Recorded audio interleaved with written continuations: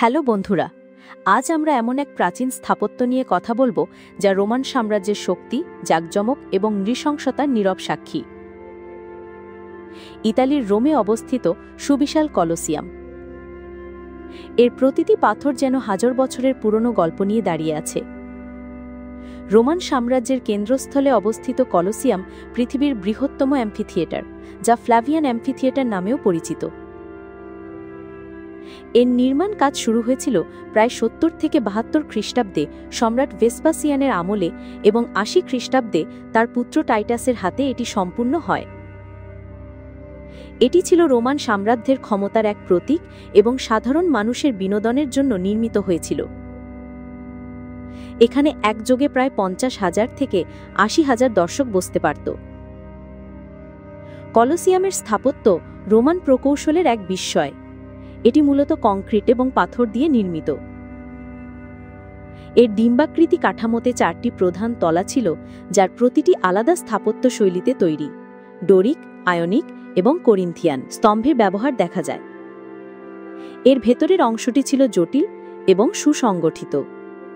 Arena বা মূল যুদ্ধক্ষেত্রের নিচে ছিল হাইপোজিয়াম, একটি জটিল ভূগর্ভস্থ টানেল এবং কক্ষের ব্যবস্থা, যেখানে গ্ল্যাডিয়েটর, পশু এবং অন্যান্য সরঞ্জাম রাখা হতো।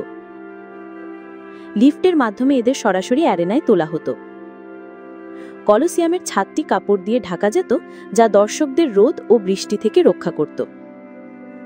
সেই সময়ে এটি একটি অসাধারণ প্রযুক্তি ছিল। কলোসিয়াম মূলত গ্ল্যাডিয়েটরদের লড়াই, বন্য পশুর শিকার এবং জনসম্মুখে মৃত্যুদণ্ড কার্যকর করার জন্য ব্যবহৃত হতো।